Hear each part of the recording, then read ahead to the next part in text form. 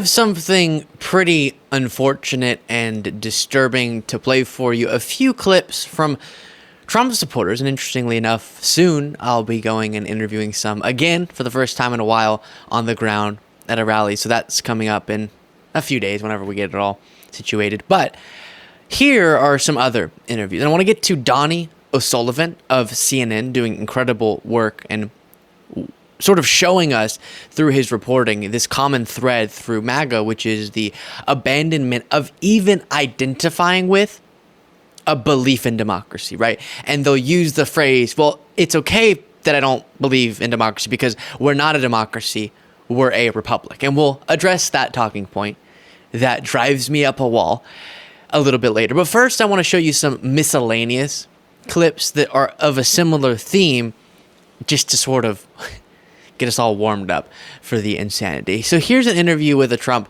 supporter where she says this. Trump will win in an 82 million landslide.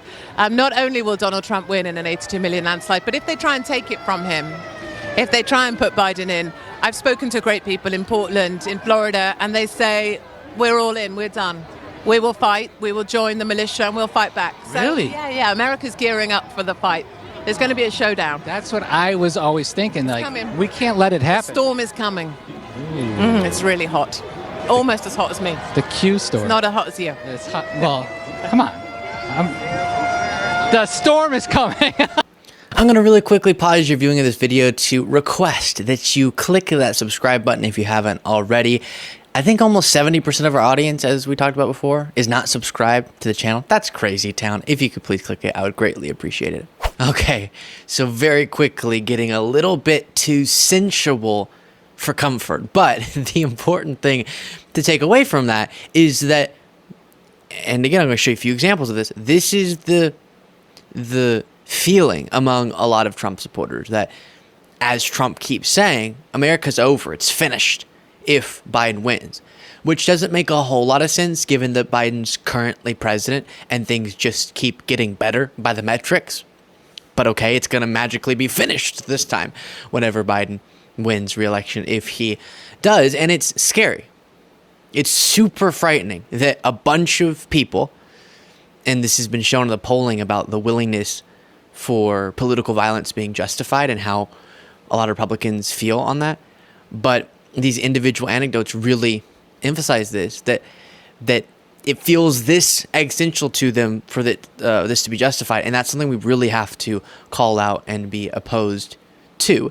Then this is just random, but while we're on the subject of things heating up, when Trump was convicted, you had this moment with Trump supporters. Yeah. Go where you belong. Get out. Go where you belong. Get out. Get out. Stay away from us. Get the you gonna vote for a traitor? Something about that blonde guy that has a Gays for Trump shirt on is just really tickling me with how intense he is. Get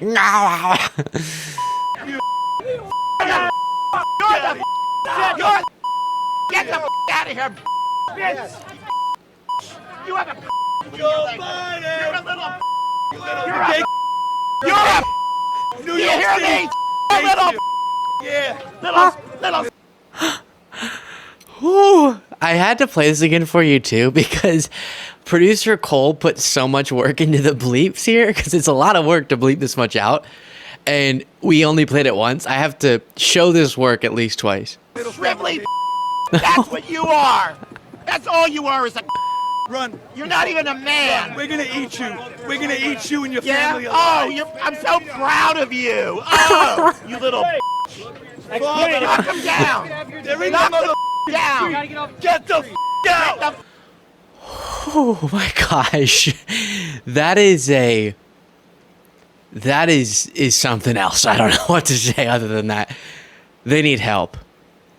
I don't think there's anything, literally anything, that could cause me to want to act like that publicly. Now, I'm only human. Have I lost my marbles in private, done a little pillow punching when I'm upset? Sure. Okay, it happens. But first of all, what he's saying, disgusting. And just the vibe, the face getting all red and, yeah, oh, I'm so proud of you. It's as if we're back in the schoolyard, except I hope, are kids using that language these days in the schoolyard? I don't know.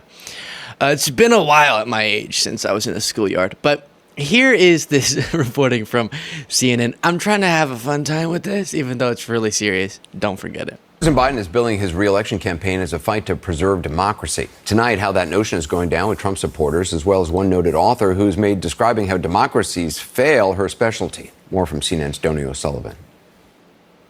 What happens if Trump loses? I don't see him losing. I don't think he lost the last election, to be honest. Do you think he's going to win? Yes. Without a doubt. No doubt. What if he doesn't this time? What happens to the country? We're in trouble. We're in big trouble. We're done. If Biden gets reelected, we're done, because then he might lower prescription drug costs more or keep overseeing an economic recovery that outpaces other economies post-pandemic, and God forbid crime keeps plummeting under him. We're done! Talks about democracy, saving democracy. They're the ones that are killing democracy. Obviously, there's a lot of criticisms of Trump that he is bad for democracy, that he's bad for American democracy. Okay, we are a republic. We're a republic. We are we're not a representative democracy. republic. We're not a democracy. One thing we've been hearing at Trump rallies like this over the past few months is that America isn't really a democracy. America's not a democracy, it's a republic. It's not a democracy. Okay, democracy is actually not as good as you think it is. But for centuries, America has celebrated its democracy. And we have more to go, but I've said this before, I said in a recent segment. This is like saying, no, excuse me, we're not a fruit, we're a banana. Okay? Thank you very much. Continue. Let's see. Hey Siri, what's the definition of a republic? A republic, a state in which supreme power is held by the people. The people.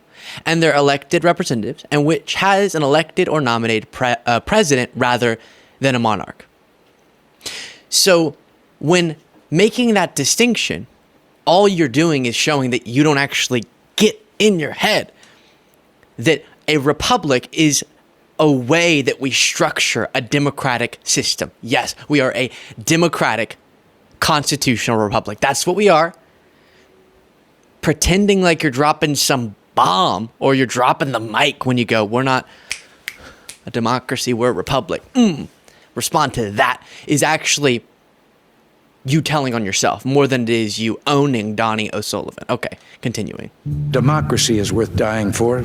Democracy remains the definition of political legitimacy. But some Republicans and pro-Trump media are pushing the idea that America is not a democracy. The United States of America is not a democracy. We are a constitutional republic. The United States of America is not a democracy. You don't want to be in a democracy. We are not a democracy. We are a republic. Is America a democracy? America is a democracy. It was founded as a democracy. I've heard a lot of conspiracy theories. I hear a lot of things out on the road.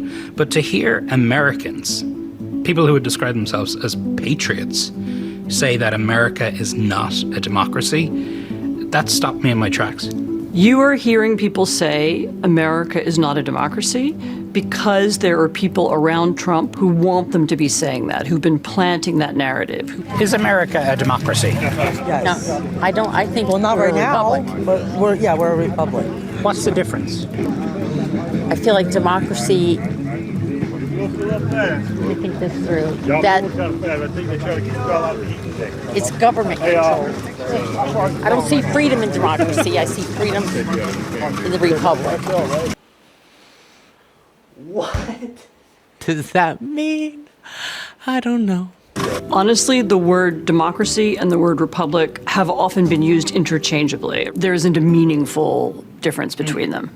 So much of the warnings and criticism about Trump is that he is a threat to democracy, that he is anti-democratic. Absolutely. If they can convince people that we don't have a democracy, then it's okay that Trump is attacking democracy because it doesn't really matter. So why has democracy become a bad word? Because it's being used in a way to change the flavor of our country, which is a republic. These words were used in different ways in the 18th century, and it's true the founders didn't want direct democracy, by which they meant people gathering on the town square. They wanted representative democracy. But I think the reason why this conversation about language has risen now is because there is...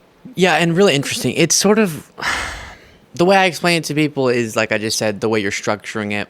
She's saying this sort of interchangeable term, but the point is that this is a form of democracy that we live in, people, because the people, through voting, decide who their elected representatives are, thus have a say in the governing of the country.